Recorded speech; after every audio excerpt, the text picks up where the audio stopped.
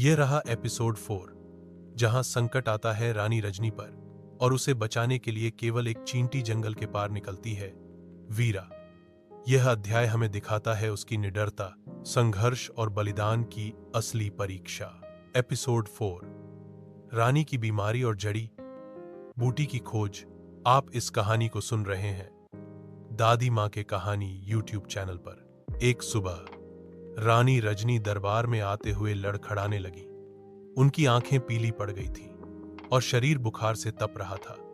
महामंत्री ने जांच की और घबराकर कहा, यह नीलकंठ विष बुखार है।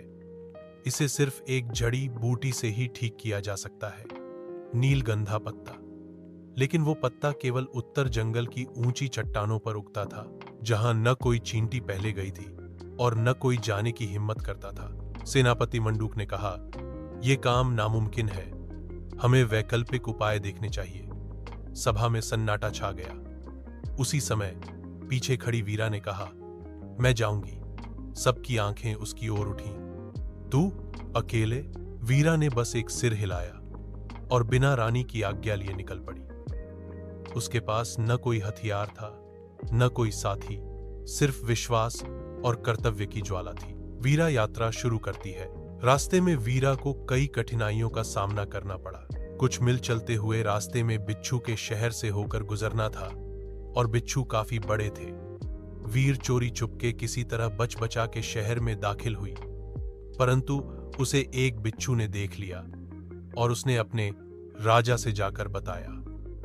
राजा ने तुरंत अपने सैनिकों को वीर को कैद करने के लिए भेज दिया और सैनिकों ने अपने राजा के आदेश पर वीर को कैद कर लिया।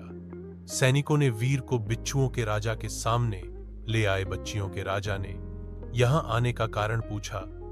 तब वीरा ने अपने रानी की तबीयत के बारे में बताया और उसने यह भी बताया कि वो नीलकंद पेड़ के पत्तों की खोज में निकली है। तब राजा ने उसे मुक्त कर दिया। राजा ने कहा, सैनिक हो तो वीरा जैसी।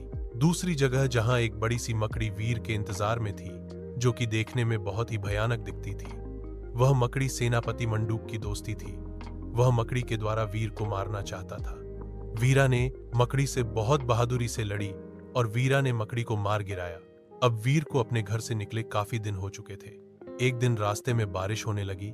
वीर को एक गुफा दिखाई दी। वीरा बारिश से बचने के लिए उस गुफा में चली गई। उस गुफा के दीवार मिट्टी की बनी थी कि बारिश काफी देर तक हुई और मिट्टी दीवारें ढह गईं और वह दीवार के नीचे दब गई। जैसे तैसे वीरा ने अपने आप को बचाया। दीवार गिरने से उसका एक पैर में चोट आ गई थी, पर वीरा ने हार नहीं मानी। घायल होने के बाद भी अपनी मंजिल की ओर बढ़ चली। आखिरकार कई दिनों के बाद वह पहाड़ की चोटी तक पहुंची। वहां नीले रंग के नीलगंधा पत्तों की खुशबू फैली थी। वीरा ने पत्ते को अपने ऊपर बांधा और तेजी से लौटने लगी।